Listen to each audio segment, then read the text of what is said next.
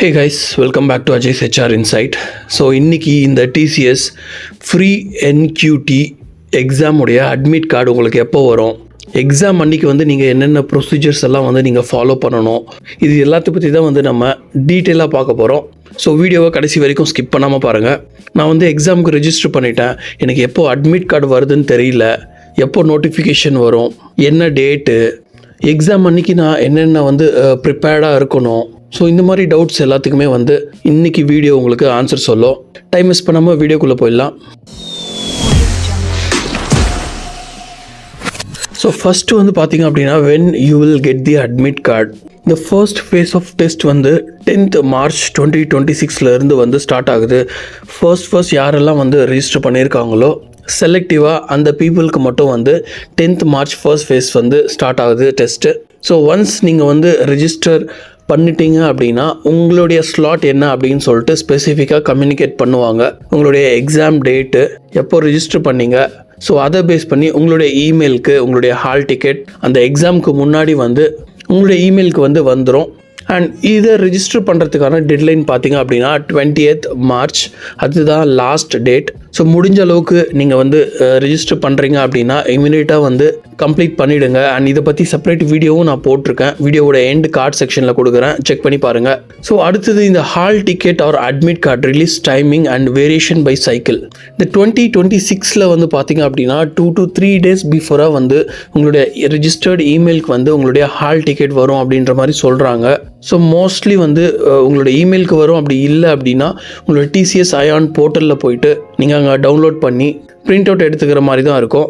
ஆனால் previous year 2025 NQT டெஸ்ட்லாம் பார்த்தீங்க அப்படின்னா 7 to 10 days பிஃபோராகவே வந்து எக்ஸாம் டேட்க்கு முன்னாடி வந்து வந்ததாகவும் சொல்கிறாங்க. நீங்கள் வந்து ஒரு 2 daysலேருந்து 1 weekக்குள்ளே வந்து நீங்கள் இந்த எக்ஸாம் ஹால் டிக்கெட்டை வந்து நீங்கள் எக்ஸ்பெக்ட் பண்ணலாம். அண்ட் நான் முன்ன சொல்ல மாதிரி உங்களுடைய இமெயில்லையோ இல்லைனா TCS போர்ட்டல்லையோ செக் பண்ணி பார்க்கலாம். இஃப் இன்கேஸ் உங்களுக்கு வரல அப்படின்னும் போது உங்களுடைய இமெயில் ஜங்க் ஃபோல்டரில் நீங்கள் செக் பண்ணி பாருங்கள்.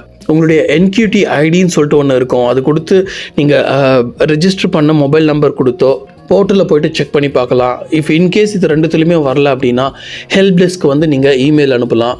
அண்ட் உங்களுடைய அட்மிட் கார்டு ஆர் ஹால் டிக்கெட்டில் உங்களுடைய எக்ஸாம் டேட் என்ன, டைமிங் என்ன, TCS ION சென்டருடைய அட்ரஸ் டீட்டெயில்ஸ், எந்த டைமுக்கு ரிப்போர்ட் பண்ணணும், ஃபர்தர் இன்ஸ்ட்ரக்ஷன்ஸ், உங்களுடைய ஐடி கார்டை வந்து நீங்கள் எடுத்துகிட்டு வர வேண்டியது என்ன, இது எல்லாமே டீட்டெயிலாக மென்ஷன் பண்ணியிருப்பாங்க. ஸோ அந்த இன்ஸ்ட்ரக்ஷன்ஸை ப்ராப்பராக வந்து நீங்கள் படித்து பாருங்கள். அடுத்தது exam rules and practical points. இந்த TCS NQT பொறுத்த வரைக்கும் உங்களுக்கு நெகட்டிவ் மார்க்கிங் அப்படின்ற ஒரு விஷயம் கிடையாது. ஸோ முடிஞ்ச அளவுக்கு எல்லா கொஷின்ஸுமே வந்து நீங்கள் அட்டன் பண்ணுங்கள்.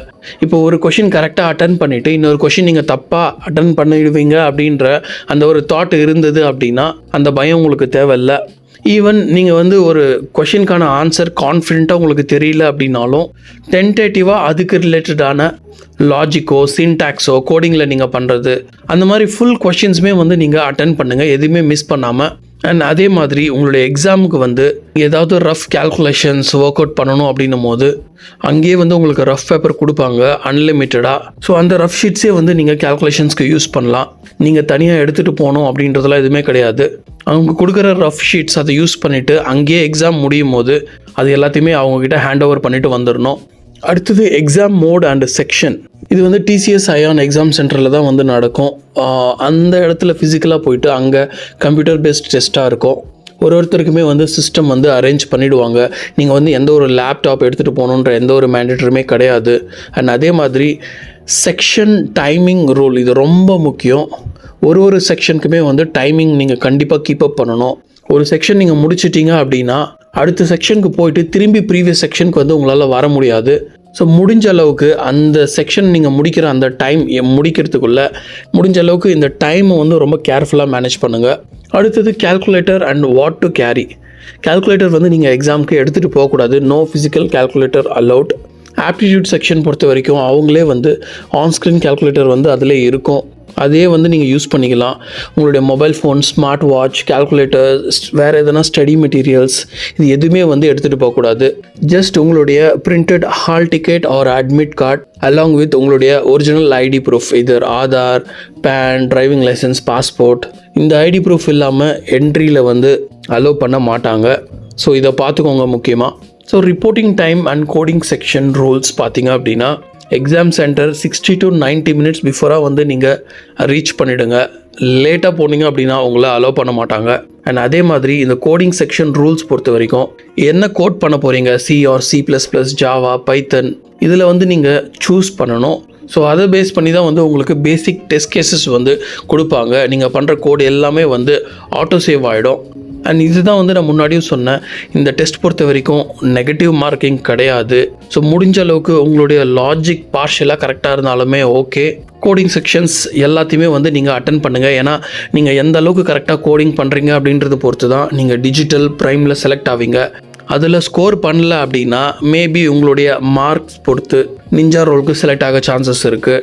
So it completely depends. 42,000 44,000 வரைக்கும் ஹையர் பண்ண போகிறதா இந்த NQTயில் சொல்லிட்டு இருக்காங்க. பட் ஈவன் அதை விட அதிகமாகவே வந்து ஹையர் பண்ணவும் சான்சஸ் இருக்குன்னு சொல்கிறாங்க. அப் டு 65-70,000 பீப்புளை ஹையர் பண்ணுறதுக்கான பாசிபிலிட்டிஸ் கூட இந்த டெஸ்ட்டில் இருக்குது அப்படின்றத வந்து அவங்க சொல்கிறாங்க. ஸோ இதுதான் நான் முன்னையும் சொன்னேன், scoring, short listing and other important instructions. உங்களுடைய பர்ஃபார்மன்ஸை பேஸ் பண்ணி தான் நீங்கள் என்ன கேட்டகரியில் செலக்ட் ஆகுறீங்க, ப்ரைமா, டிஜிட்டலா, நிஞ்சாவா அப்படின்றது வந்து டிசைட் பண்ணுவாங்க. நீங்கள் முடிஞ்ச அளவுக்கு வந்து கோடிங் நல்லா பர்ஃபார்ம் பண்ணிங்க அப்படின்னா டிஜிட்டல் ப்ரைம் கேட்டகரியில் செலக்ட் ஆகிறதுக்கு நிறைய சான்சஸ் இருக்குது. அண்ட் ஒரு சில அதர் இம்பார்ட்டன்ட் இன்ஸ்ட்ரக்ஷன்ஸ் அப்படின்னு பார்க்கும்போது முடிஞ்ச அளவுக்கு ஃபார்மலாக ட்ரெஸ் பண்ணுங்கள். Don't talk inside the exam hall. அங்கே இருக்கிற இன்விஜிலேட்டர் என்னென்ன இன்ஸ்ட்ரக்ஷன் சொல்கிறாங்களோ அதை ஃபாலோ பண்ணுங்கள்.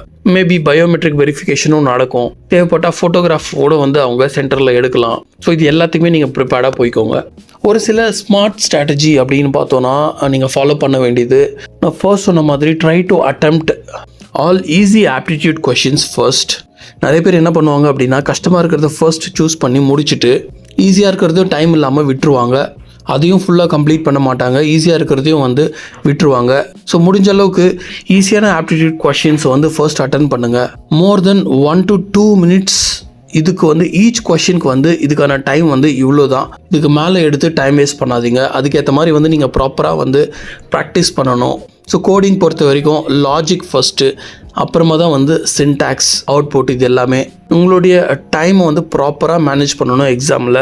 அதுக்கேற்ற மாதிரி வந்து நீங்கள் டைமர் வச்சு ப்ராக்டிஸ் பண்ணுறதோ, கொஷின்ஸ் ஒர்க் அவுட் பண்ணுறதோ, அதுக்கேற்ற மாதிரி வந்து நீங்கள் ப்ரிப்பேர் ஆகணும். அண்ட் இந்த எக்ஸாமுக்கு எப்படி வந்து நீங்கள் ரெஜிஸ்டர் பண்ணுறது அப்படின்னு சொல்லிட்டு நான் சொல்லியிருக்கேன்.